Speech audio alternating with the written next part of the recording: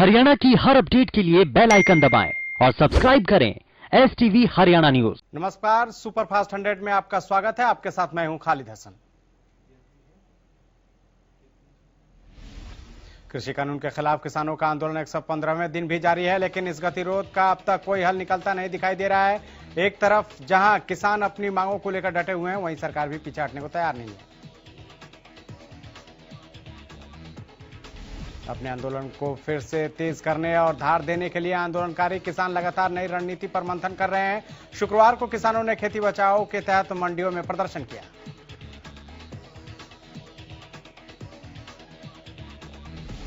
इन सब के बीच किसानों ने 26 मार्च को भारत बंद का ऐलान किया है। इसके बाद 28 मार्च को होलिका दहन के दौरान तीनों कृषि कानूनों की कॉपियां जलाई जाएगी। कृषि कानून के खिलाफ किसानों का आंदोलन जारी है, साथ ही किसान लगातार नेताओं का भी विरोध कर रहे हैं। इसी कड़ी में किसानों ने 21 मार्च को सिवानी के एक कॉलेज में होने वाले कृषि मंत्री जेपी दलाल के कार्यक्रम का विरोध करने का ऐलान किया है। किसान संगठन भाकियू ने चेतावनी देते हुए कहा है कि किसी भी कीमत पर कृषि मंत्री के कार्यक्रम को होने नहीं दिया जाएगा। इसके लिए चौधरीवास टोल प्लाजा पर किसान पंचायत का आयोजन किया जाएगा, जिसमें कई नेता शामिल हुए। इस दौरान नेताओं ने विधानसभा में लाए गए अविश्वास प्रस्ताव को लेकर भी चर्चा की। किसान नेताओं का आरोप है कि सरकार उनकी मांगों को लेकर गंभीर नहीं है।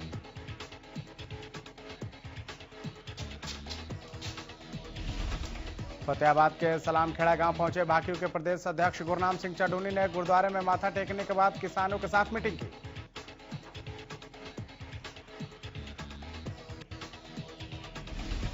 इस दौरान आने वाले दिनों में आंदोलन को और तेज करने, साथ ही गांव स्तर पर कमेटियां बनाने की भी अपील की। इस दौरान किसान नेता ने पश्चिम बंगाल में बीजेपी की बुरी तरह से हारने का दावा भी किया।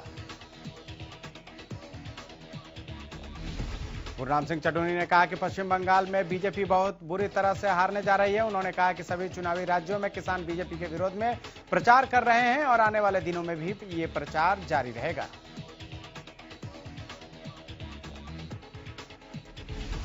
गुरनाम सिंह चडूनी ने लगातार बढ़ रहे कोरोना के मामलों को भी महाफ्रॉड बताया। उन्होंने कहा कि ये एक बहुत बड़ा फ्रॉड है और इसकी आड़ में करोड़ों अरबों रुपए का घोटाला किया जा रहा है। उन्होंने कहा कि कोरोना के वैक्सीन के नाम पर भी घोटाला चल रहा है।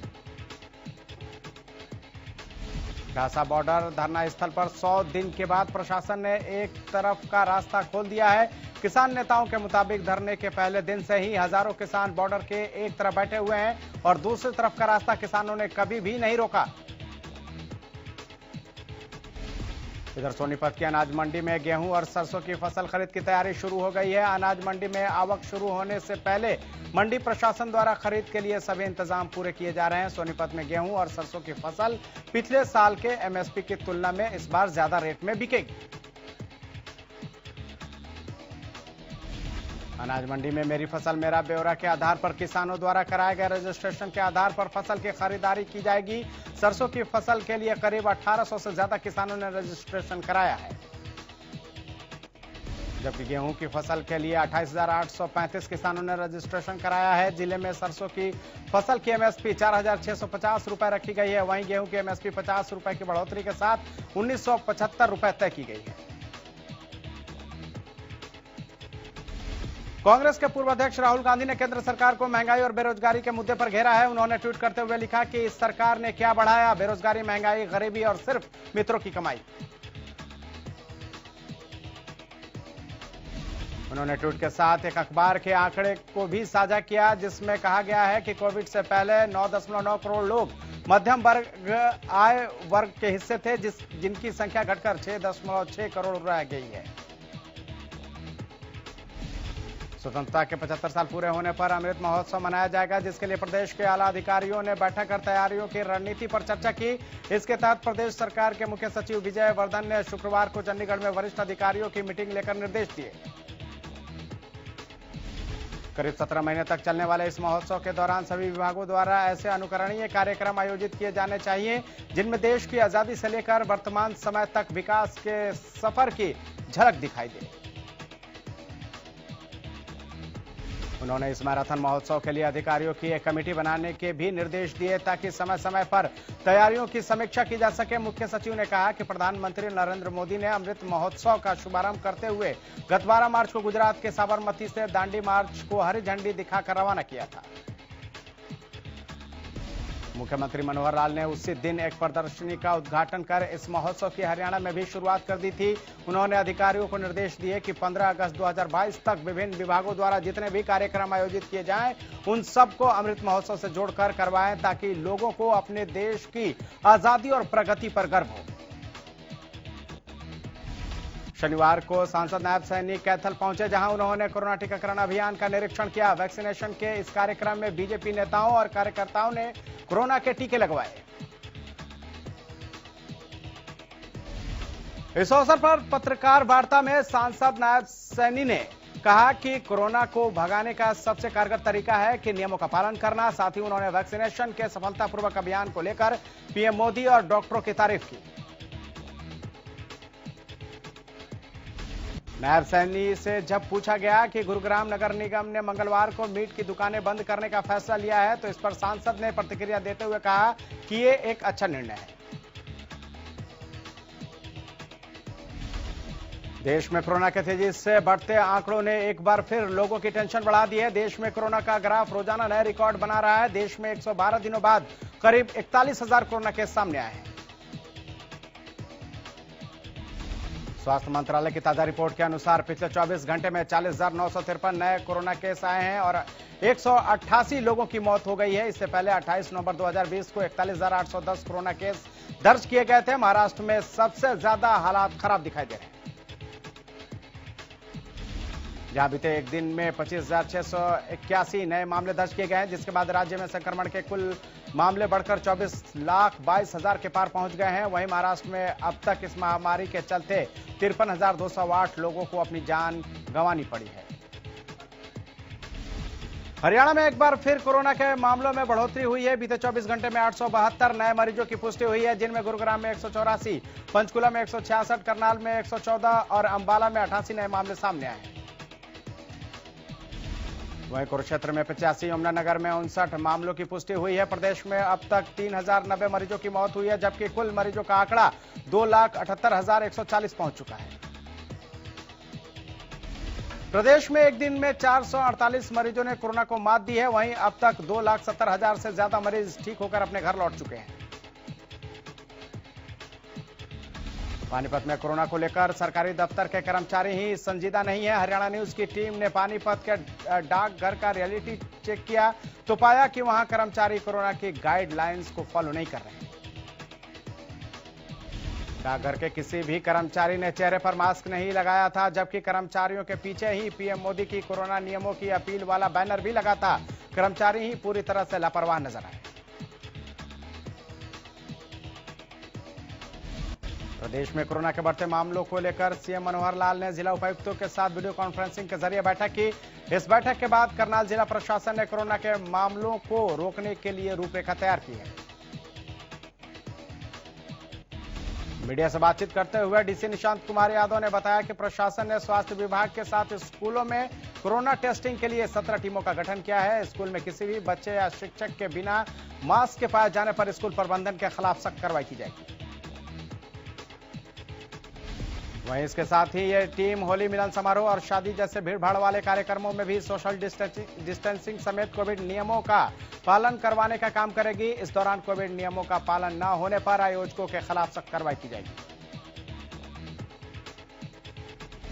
फतेहाबाद के डीसी ने कोरोना के बढ़ते हुए मामले को देखते हुए हर रविवार को आयोजित होने वाले राज्य स्तर के पशु मेले के आयोजन पर रोक लगा दी है। इस पशु मेले में हरियाणा के अलग अलग जिलों के अलावा उत्तर प्रदेश, पंजाब और राजस्थान के पशु व्यापारी पशुओं का व्यापार करने के लिए आते हैं। फतेहाबाद के डीसी डॉक्टर नरहरि सिंह बांगड़ ने पशु मेले पर अगले आदेश तक रोक लगाने के बारे में बताया कि कोरोना का संक्रमण एक बार फिर से बढ़ने लगा है, जिसके चलते पशु मेले पर रोक लगाने का फैसला लिया गया है। डीसी ने बताया कि फतेहाबाद में आयोजित होने वाले पशु मेले में दूसरे राज्यों से भी लोग आते हैं, जो कि संक्रमण फैलाने की दृष्टि से चिंताजनक है। प्रदेश में 25 विद्यार्थियों से कम संख्या वाले राजकीय प्राइमरी स्कूलों को बंद करने का फैसला लिया गया है। इन स्कूलों में पढ़ाई करने वाले विद्यार्थियों को 1 किलोमीटर के दायरे में दूसरे राजकीय स्कूल में पढ़ाया जाएगा। दरअसल कैथल में ऐसे 21 प्राइमरी स्कूल हैं जहां विद्यार्थियों की संख्या 25 से कम है। निर्धारित मापदंड के तहत सबसे कम संख्या वाले स्कूल में 2 और सबसे ज्यादा संख्या वाले स्कूल में 23 विद्यार्थी पढ़ाई कर रहे हैं। जिला के 25 से कम संख्या वाले स्कूलों के 1 किलोमीटर के दायरे में कोई स्कूल भी नहीं है। हालांकि अभी शिक्षा विभाग द्वारा रिपोर्ट तैयार की जा रही है जो निदेशालय को भेजी जाएगी। प्रदेश भर में मानवाधिकार सुविधाओं का जायजा लेने के लिए राज्य मानवाधिकार आयोग की टीम कई जिलों के दौरे पर है। इसी कड़ी में आयोग की टीम ने करनाल में सेफ्टी होम और नारी निकेतन सहित अन्य संस्थानों का दौरा किया।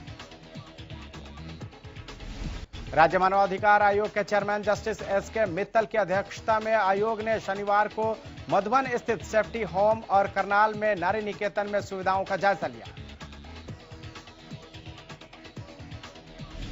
रादौर पुलिस इस हफ्ते सड़क सुरक्षा सप्ताह मना रही है। पुलिस ने रादौरी सरकारी कॉलेज के छात्रों के साथ मिलकर बुबका चौक पर लोगों को कोरोना बचाव नियमों और सड़क सुरक्षा नियमों के बारे में जागरूक किया। इस मौके पर छात्रों ने सड़क से गुजर रहे वाहनों को रोककर चालकों से सड़क सुरक्षा और कोरोना के गाइडलाइंस का पालन करने की अपील की। छात्रों का कहना है कि वो ये अभियान सोमवार को भी जारी रखेंगे।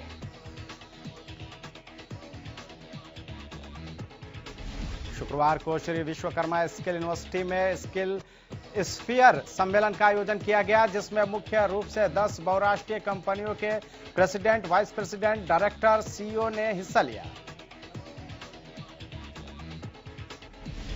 इस दौरान विश्वविद्यालय के कुलपति राज नेहरू ने कहा कि हमारा लक्ष्य है कि ज्यादा से ज्यादा उद्योगों को साथ में जोड़ा जाए। साइबर सिटी के सबसे व्यस्त बाजार सदर बाजार को व्हीकल फ्री करने के लिए गुरुग्राम नगर निगम के चलाए गए अभियान का बाजार के दुकानदारों ने विरोध किया और प्रशासन के खिलाफ जमकर नारेबाजी की। दरअसल नगर निगम ने साइबर सिटी के सदर बाजार को व्हीकल फ्री करने की योजना बनाई है। इसके लिए सदर बाजार के मेन गेट पर बैरिकेडिंग कर वाहनों की एंट्री पर रोक लगा दी गई है। नगर निगम के अधिकारियों की माने तो बाजार में भीड़ होने की वजह से पैदल चलना मुश्किल हो जाता है। ऐसे में 2 व्हीलर चालक स्थिति को और भी गंभीर बना देते हैं, जिसकी वजह से बाजार में जाम के हालात पैदा हो जाते हैं। बाजार में आने वाले ग्राहकों की सुविधा को देखते हुए इसे नो व्हीकल जोन बनाने की कवायद शुरू की गई है। अभी 1 सप्ताह ट्रायल किया जा रहा है। अगर सब कुछ ठीक रहा तो इसे लागू कर दिया जाएगा। इंद्री में राशन डिपो से सप्लाई किए जाने वाले आटे की गुणवत्ता को लेकर लोगों का गुस्सा फूट पड़ा। लोगों ने इस मामले में डिपो होल्डर और खाद्य आपूर्ति विभाग के अधिकारियों के खिलाफ कार्रवाई की मांग की है।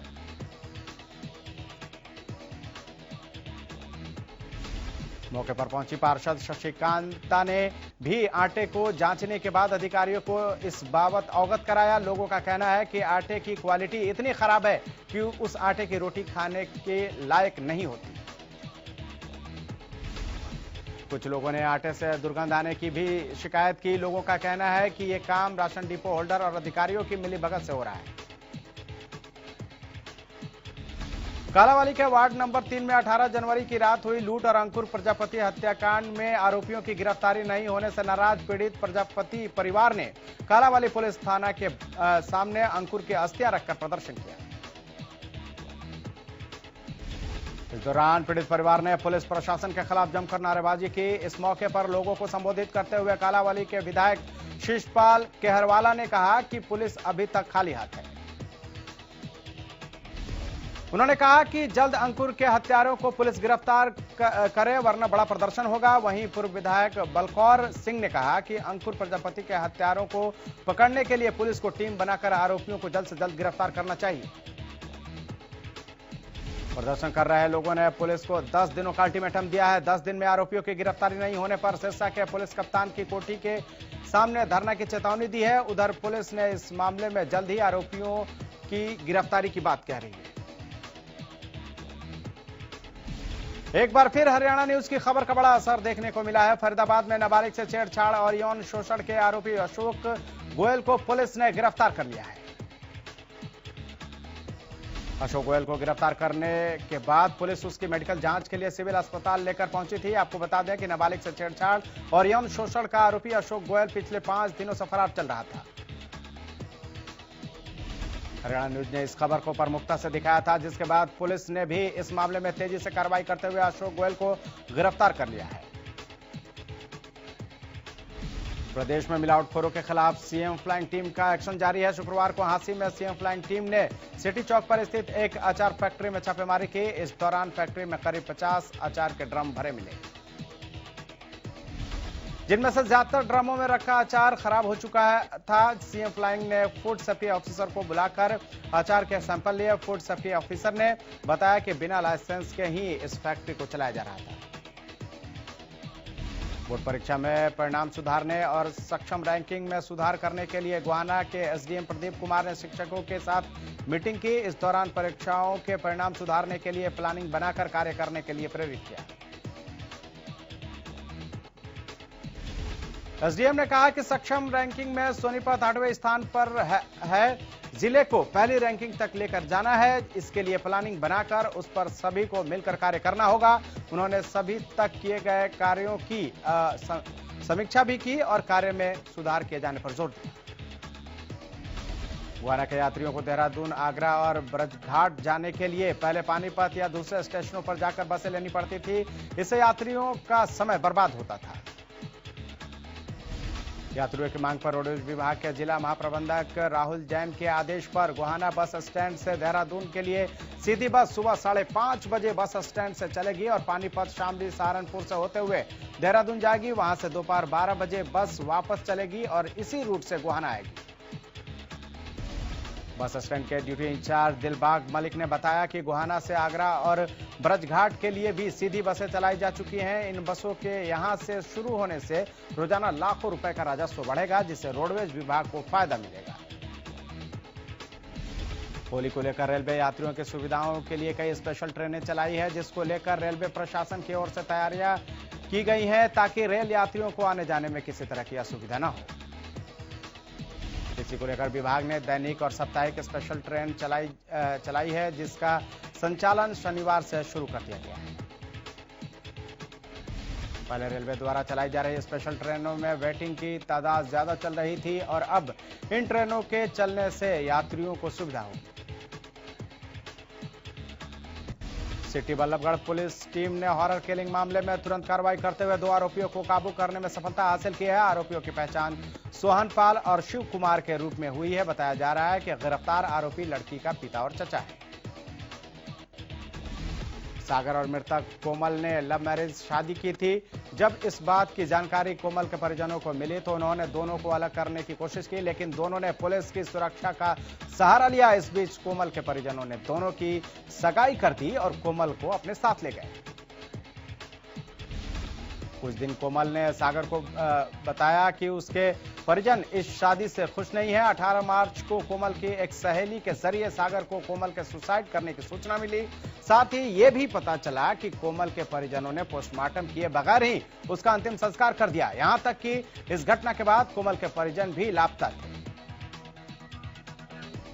जिसके बाद सागर ने पुलिस में शिकायत दर्ज करते हुए कोमल की हत्या का आरोप लगाया। पुलिस ने इस पर कार्रवाई करते हुए कोमल के पिता और चचा को गिरफ्तार किया। मामले की जानकारी देते हुए जांच अधिकारी ने बताया कि आरोपियों से पूछताछ के दौरान बताया कि उन्होंने गला दबाकर कोमल की हत्या कर दी। चरखी दादरी के खानपुर गांव के विक्रम पहलवान की गोली मारकर हत्या करने का मामला सामने आया है। बताया जाता है कि कुछ पहलवानों ने युवक विक्रम को पार्टी करने के लिए बुलाया और फिर उसकी गोली मारकर हत्या कर दी। बताया जाता है कि विक्रम ने पहलवानी में कई मेडल भी जीते थे। उधर पुलिस जल्द ही आरोपियों की गिरफ्तारी की बात कह रही है और फिलहाल मामले की जांच कर रही है। सोनीपत के कोर्ट परिसर में पुलिसकर्मी द्वारा अपने रिवॉल्वर से कैदी को गोली मारने का मामला सामने आया है। दरअसल गुरुवार को अजय को सोनीपत की जिला कोर्ट में लाया गया था। उसी दौरान अजय उर्फ बिट्टू को पुलिसकर्मी ने 3 गोलियां मार दी थी। जिससे उसकी मौत हो गई थी।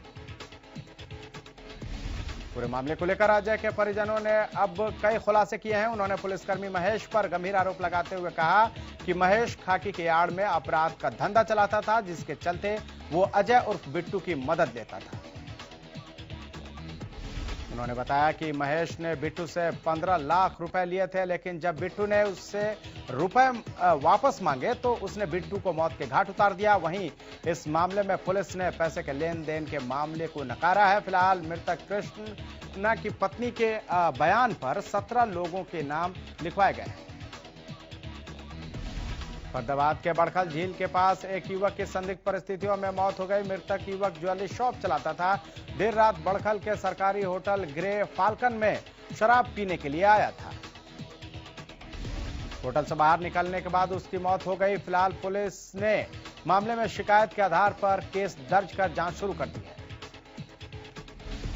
जांच अधिकारी की माने तो हरीश अपनी बुलेट मोटरसाइकिल पर सवार होकर सरकारी होटल में गया था, जहां पर उसने शराब पी और कुछ खाया पिया भी था। बाद में हरीश का शव होटल के बाहर ही मिला। भिवानी के हांसी रोड पर एक कैंटर असंतुलित होकर डिवाइडर से टकरा गया। गनीमत रही कि हादसे में किसी के हताहत होने की खबर नहीं है। जानकारी के मुताबिक सड़क पर गाय को बचाने के चक्कर में कैंटर चालक का संतुलन बिगड़ गया। दादरी से झगराना की तरफ जा रही शुक्रवार को एक बाइक संतुलन बिगड़ने से पेड़ से जा टकराई। इस दौरान हादसे में 2 युवक गंभीर रूप से घायल हो गए, जबकि बच्चा सुरक्षित बताया जा रहा है। एक घायल को इलाज के लिए सामान्य अस्पताल अटेली से हायर सेंटर रोहतक रेफर कर दिया गया। वहीं दूसरे घायल को नारनौल अस्पताल रेफर किया गया है। Social media platform Facebook, WhatsApp और इंस्टाग्राम ने शुक्रवार रात अचानक काम करना बंद कर दिया। इन सर्विस के डाउन होने से भारत सहित दुनिया के देशों में यूजर्स परेशान हो गए। करीब आधा घंटा ये सोशल मीडिया प्लेटफॉर्म बंद रहे, जिसके बाद लोगों ने इसकी शिकायत शुरू कर दी। ट्विटर पर लोगों ने इसके बारे में खूब लिखा और शुक्रवार सोशल मीडिया का ब्लैक फ्राइडे बन गया। हालांकि आधे घंटे के बाद जब व्हाट्सएप और इंस्टाग्राम बहाल हुए, तब लोगों ने चैन की सांस ली। भारत और इंग्लैंड के बीच T20 सीरीज का 5वां और आखिरी मुकाबला आज खेला जाएगा। अहमदाबाद के नरेंद्र मोदी स्टेडियम में होने वाला यह मैच एक तरह से फाइनल है, क्योंकि जो भी टीम जीत हासिल करेगी वो सीरीज पर भी कब्जा करेगी। अब तक खेले गए 4 मैचों में दोनों टीमों को 2-2 मैच में जीत मिली है। ये मुकाबला शाम 7 बजे से शुरू होगा, जबकि टॉस 6:30 बजे होगा। भारतीय टीम एक बार फिर जीत की राह पर लौट आई है और 5वें मैच में भी वो इसे बरकरार रखना चाहेगी। भारत के अनुभवी मुक्केबाज विजेंदर सिंह के पेशेवर सर्किट पर अश्वमेघी अभियान पर शुक्रवार को रोक लग गई, जिन्हें रूस के आर्टिस्ट लोपसान ने बैटल ऑफ शिप मुकाबले में हरा दिया। बीजिंग ओलंपिक 2008 के कांस्य पदक विजेता विजेंदर 2015 में पेशेवर सर्किट में उतरे थे। तब से लगातार 12 मुकाबलों में जीत हासिल की थी। अपना 7वां बाउट खेल रहे रूसी मुक्केबाज ने मैजेस्टिक फ्राइड कैसीनो जहाज पर हुए इस मुकाबले में जीत दर्ज करके स्थानीय दर्शकों का दिल तोड़ दिया। तारक मेहता का उल्टा चश्मा में भीड़े का किरदार निभाने वाले मांदर चंदवाकर कोरोना संक्रमित हो गए हैं। इस बात की पुष्टि डॉक्टर ने की है। बिग बॉस 14 की एक्स कंस्टेंट निक्की तंबोली कोविड-19 का शिकार हो गई हैं। निक्की ने खुद इस बात की जानकारी सोशल मीडिया के जरिए साझा की। बॉलीवुड से लेकर हॉलीवुड तक के पहचान बनाने वाली प्रियंका ने हाल ही में ओपेरा विनफ्रे को इंटरव्यू दिया। इस दौरान उन्होंने अपने बचपन के बारे में बताया कि किस तरह उनका पालन पोषण किया गया। आमिर खान के सोशल मीडिया प्लेटफॉर्म छोड़ने के बाद अभिनेता सुशांत सिंह ने भी ट्विटर से ब्रेक लिया था, लेकिन अब वो फिर एक बार ट्विटर पर लौट आए हैं। सुशांत सिंह ट्विटर पर बहुत एक्टिव है। बॉलीवुड एक्टर जॉन अब्राहम अपनी फिल्म सत्यमेव जयते की शूटिंग में एक्शन सीन शूट करते दौरान घायल हो गए।